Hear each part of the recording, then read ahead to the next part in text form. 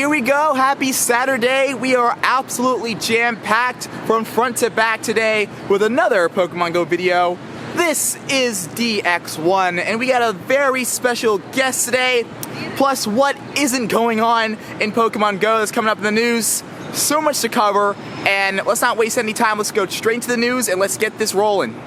So if you've missed anything over the past couple of days, keep it locked because this news segment is going to be absolutely stacked. So starting off, we have a new event coming on Tuesday. Tuesday, June 4th at 1 p.m. is going to be the Adventure Week. This is one of my favorite events of the year. Super stoked to get this underway. So it starts at 1 p.m. Pacific Time, 4 p.m. Eastern Standard Time. Rock types will be appearing in the wild, so you're going to be seeing Onix, Lileep, 3 new shinies. So Anorith, Lileep, and Onix are all going to be available in their shiny forms during this event. You're going to hatch rock-type Pokemon for 2-kilometer eggs, including Larvitar and Shieldon. So hatch those 2-kilometer eggs as much as you possibly can. Get your super incubators right now. Rock-type Brave Bosses, we're going to see what those are when the event begins. Rock-type field research tasks, so they're going all out with this event. Also, 10 times the XP for new Pokestops. So those Halo Pokestops that you've just left alone or you haven't bothered to go over and spin those during this event. More XP. Activate Adventure Sync, and if you complete 50 kilometers, if you complete 50 kilometers on your Adventure Sync during this week, you're going to get 50,000 Stardust plus 15 rare candies. That is ridiculous. Also, you get 4 times the Buddy Candy, so make sure you have a Pokemon that you don't have a lot of candies for. I'm currently walking my Gibble, so Gibble and I are going to get the step-in next Tuesday for the Adventure Sync event. But that is only the tip of the iceberg on this news segment. We are stacked. So in a press conference earlier this week, the Pokemon Company announced a whole bunch of new stuff. So the biggest thing to me, they announced 3 different things. The biggest thing to me is the Pokemon Home feature. So the Pokemon Home combines Pokemon Bank, Pokemon Sword and Shield, Let's Go, and Pokemon Go all in one. And there's going to be future trade functionality, and future titles that come to the Switch are going to be involved with the Pokemon Home. So it's basically a general hub where all of your Pokemon are going to be able to go. Whether it's Omega Ruby Alpha Sapphire, Let's Go Pikachu and Eevee, Sword and Shield, or Pokemon Go. So I'm very interested to see how this is going to work moving forward. But there's 2 other things that have been announced in this Pokemon Company press conference. So Nintendo and the Pokemon Company have always found a way to just blow my mind, whether it's good or it's bad. This one, I just don't know. So Pokemon Sleep was announced along with Pokemon Home. And Pokemon Sleep uses your sleep patterns to affect gameplay. How this is going to work, I have absolutely no idea. All I know is there are 2 different types of sleep. I know there's REM sleep, which I believe is, now correct me if I'm wrong, but I believe REM sleep is when you're kind of in like a deeper slumber. And that's when your body is really resting. That's when your brain is resetting, and it's kind of like when you're in the healthy part of sleep. There's also like there's like light sleep. So I'm assuming that Pokemon Sleep is gonna track when you're in a deeper sleep, and I guess when you're in a deeper sleep you get more rewards in Pokemon Go. They're basically trying to reward you for sleeping, which is confusing and interesting at the same time. I don't know, but what's more important is that we're getting a new Pokemon Go Plus. It's the Pokemon Go Plus Plus. And this Go Plus works in Pokemon Sleep when you put it on sleep mode, and the Pokemon Go Plus Plus will attract information about how long you sleep. So apparently Pokemon is concerned about how we sleep, so that's common. And finally, Jirachi has been found in the Pokemon Go APK, as well as 2 new moves. We got Charm and Giga Impact found in the game data file. Now, there's nothing confirmed by Niantic, but the information is in the game, so it could be released at any point. Now, I predict Jirachi will be released during Go Fest. I think it's going to be released during Go Fest Chicago, Dortmund, and Japan. As far as Giga Impact is concerned, that is the strongest tackle attack in Pokemon. There's Tackle, Takedown, and Giga Impact. I predict it's going to be a double charge move, 100 damage. I think it's going to be one of those killer moves. But that's to be seen, and that's the news. And literally just as I was about to finish up recording the news, I'm greeted by 2 sleeping Snorlaxes out of celebration for the announcement of Pokemon Sleep and the Pokemon Go++. We had Snorlaxes sleeping, so in the original main series game, especially in Pokemon Fire Red, this really reminded me of when Snorlax was blocking the roads and you had to use the Poke Flute to actually wake the Snorlax up. And in Pokemon Fire Red, Snorlax would be sleeping in-game, so that was a fun little throwback. Also, every single Snorlax does not pop out and run away. All you gotta do is throw 3 Pokeballs at it so you can use the Pineapple Berry and catch all the Snorlax. So I think this is the last day for these sleeping Snorlax. They're gonna go back to their regular stand-up form, I think at 4 o'clock today. So, let's keep it rolling. So I'm currently speed rating this Sandcloak Burmy. Trash Cloak is gonna be pretty easy to find in Philadelphia, but Sandcloak, that's the tough one because you're not by the beach at all. So it's best to take advantage of these level 1 raids while they're available. So I'm gonna go ahead and knock off this Sandcloak Burmy, and we're gonna be walking in Dragons because we are running late to meet our special guest this morning, and I don't want to do that. So I'm gonna knock down this Sandcloak Burmy. Now, the only one left I have to find is the Trash Cloak, which I should be able to find by the end of the day today. So let's keep it on rolling. A lot of people, some people will be running Kingdra. Yeah. And then kind of, it walls it. It's the best wall. It definitely walls that. 356, 1605, alright. Awesome, see you at the next one. So we're like in the middle of a Wafu right now. I haven't done this in so long. And this is gonna be my first ever Cresselia, it's not first ever, what am I talking about? My first Cresselia raid since it came back. So, it's a little busy in here, so I'm gonna make this brief, and we'll see if we get a shiny.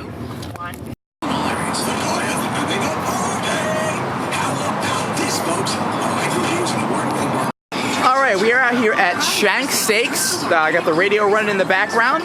My Sizzler just got absolutely smashed. I don't think we're tapping as frequently because we're on like a small little food break right now at Shank Steaks in Philadelphia. Got 9 in on this Cresselia raid. We've done about 6 or 7 Cresselia raids thus far. And this is the first time I've done Wafuing in Philadelphia. This is kind of crazy. I usually always do raids on foot. Got 5 Golden Rats, 6 Revives, 12 Hypers, 1000 Dust. Shiny? No. Alright, let's keep rolling. You got it. Alright, King. Congrats on the shiny, man. Thank you. Kevin, let's see if you got it. See what happens. Let's see, double it up. Is it, no. Is it perfect? No, it's actually pretty terrible. Grip. Okay, so this is King's new toy. This is the Gotcha Ranger. I didn't even know this existed. Yeah. And apparently it has some new features. Got a compass at the very end. Yeah. It lasts way longer. I only have to charge it like every 2 weeks. Yeah. That's impressive. And I've lost many gotchas, so Yeah, these are easy to lose. yeah. But hey. As well, if you need an emergency charge, you can charge something. That's great. You can charge it, whatever. Like That's awesome. Yeah. Do you think it's gonna exceed the Go++? We'll see with the Go++. I'll probably get one of those as well. Alright, well we just had a wonderful time doing a whole bunch of Cresselia raids with my friend Kev. Kev and I are gonna be hooking up a lot over the next couple of months or years, and we got the Pogo. We got King over here. How you doing? And you were the one, you got 2 shinies. Yeah, 2 shiny Cresselia today in the Wafu. No other ones in the car. Nope. I didn't have any before, so That's pretty happy to get that. I'm glad Philadelphia could give you 2 shiny Cresselia. You gotta keep at least one of them too, so we always gonna have a Philadelphia souvenir. That is dope. So, I asked you guys, let me know what your biggest and your best questions were for King, and he's gonna answer a couple of them. Sure, yeah. I said 3, but do you mind 4? Oh, yeah, ask as many as you like. Okay, so I pulled these questions from Twitter, And Maddie F. Baby asks, what are your top 2 lines for the Rainbow Cup? Okay, I'm not running this particular line, but I do really like it. Venusaur, Raichu, Quagsire. The reason why I like that line is because Venusaur and Raichu put a lot of shield pressure on because they get to the charge moves very quickly. Wild Charge hits very hard, Frenzy Plant hits very hard, and then Quagsire with Stone Edge and Earthquake can definitely do a lot of damage in the close game. And then That's intense. And then I think really the best lines are really dependent on what your opponent is running. So question number 2, True's Inferno asks, what are your thoughts on Seadra in Rainbow Cup? I think what makes Kingdra, which is the evolved form of Seadra, viable or useful in this cup is its dragon typing.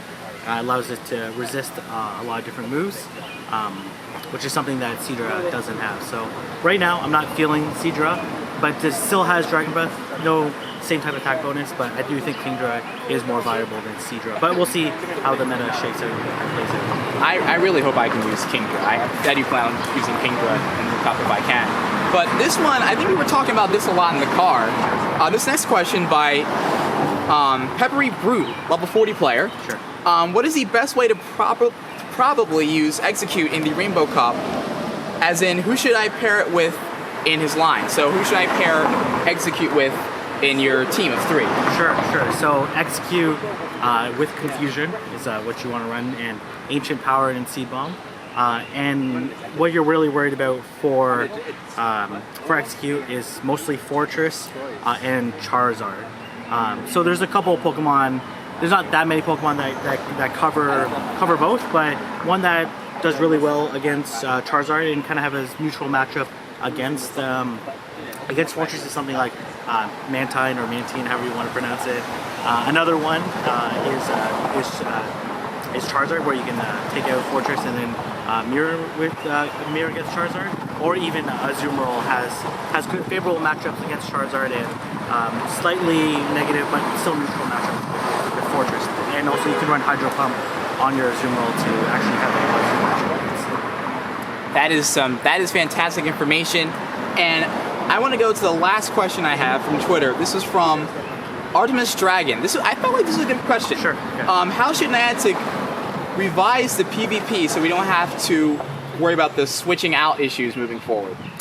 Well, I think there's a couple things with, I'm not exactly sure what they're referring to in the switching out issues, but I think there's a couple things that would make PvP more viable. So right now, if you have the lead advantage, like in terms of like you have a better Pokemon against their lead Pokemon, you have the lead advantage, that oftentimes forces your opponent to switch.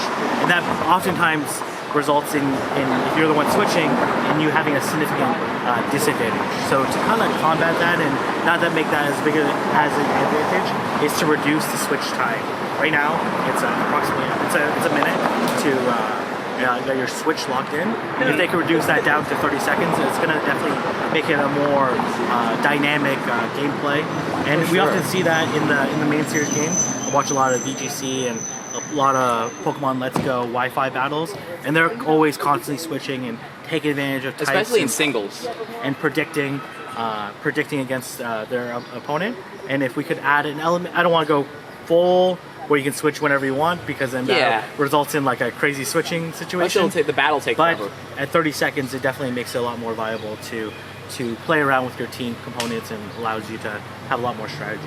Plus, I think there's got to be some type of glitch in the switch out, because I lost in the tournament I was in last night. I lost a battle because I switched in, and then it was stuck on the selection to switch, and I couldn't use my charge move. Yeah. And so that's a glitch that Niantic would, I think they would consider working on. Yeah, absolutely. I think they can definitely go and fix that. Okay, so to close off, my question was, what is your best advice for somebody who is entering the PvP realm at the later stages like me?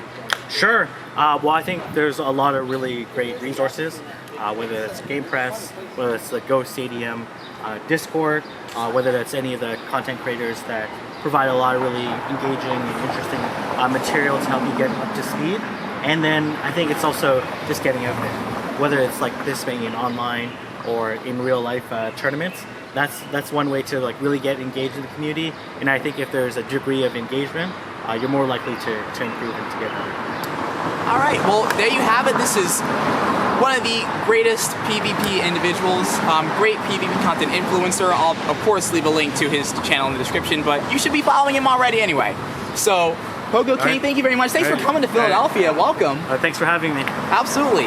And we have a trip to go on too, so we're going to get to that.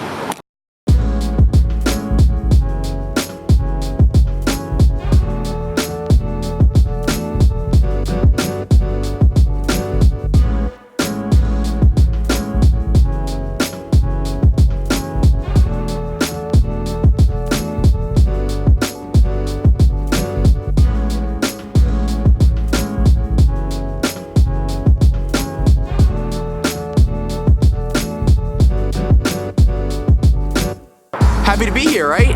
What a beautiful day.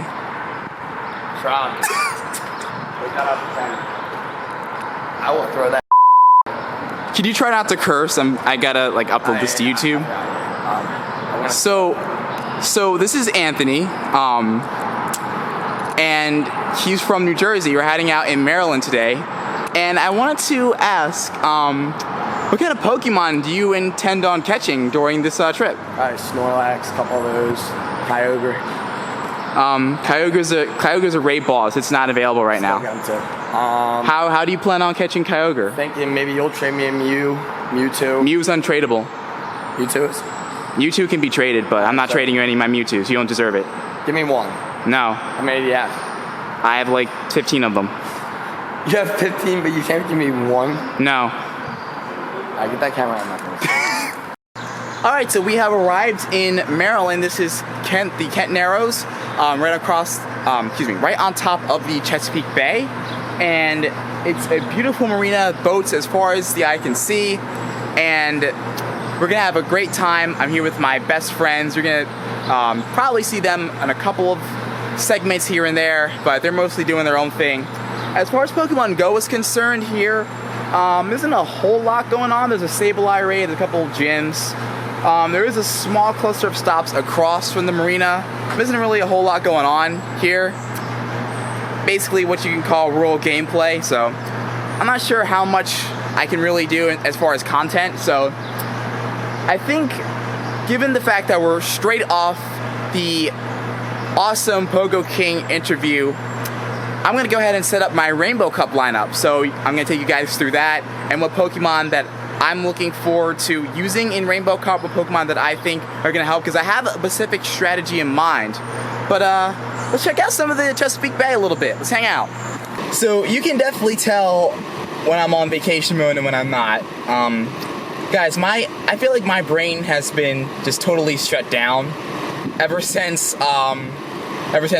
hanging out with Pogo Kieng. After I was hanging out with Pogo Kieng, my brain just shut down and went on vacation mode. So I left my tripod at home. I left my MacBook charger at home. So I had to go buy another MacBook charger just to edit this video.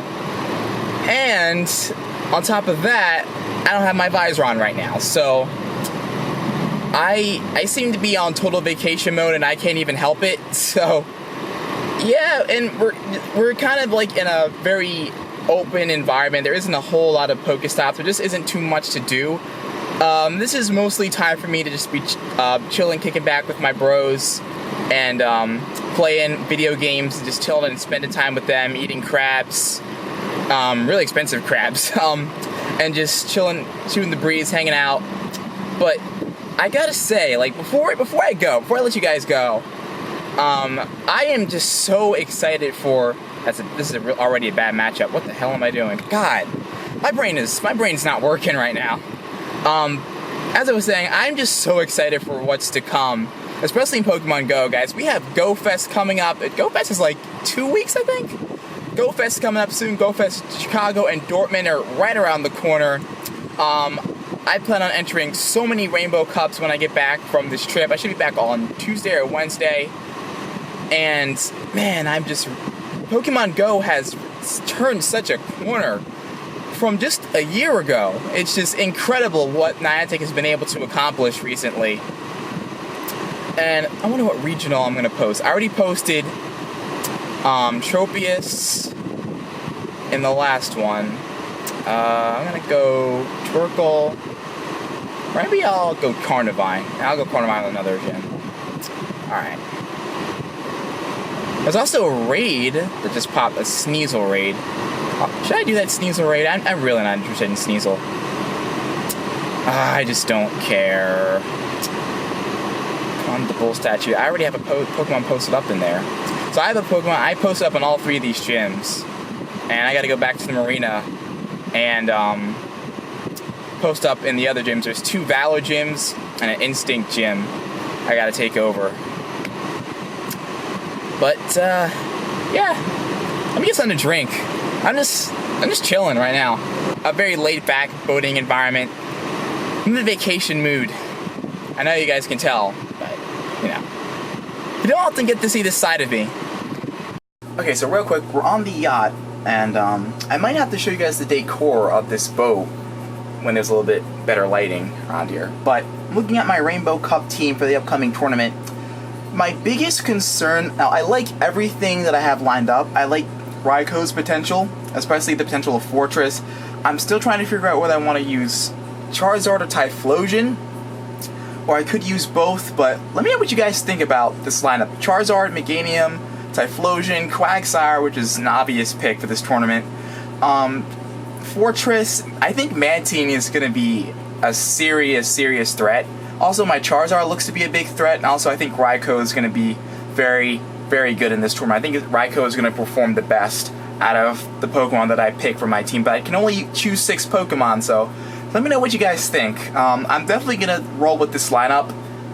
I might do a couple of adjustments here and there, but what's interesting is I'm still talking to my sources, I'm talking to my friends. Reddit has a lot of great information. I also noticed I don't have Lapras in here as well. I really talked a good game for Lapras in the previous video, so things change. But this is where I'm looking at right now, and I'm gonna just be on vacation for a couple days, and I'll see you guys for the start of Adventure Week. Remember, that is tomorrow as you're watching this, so be ready.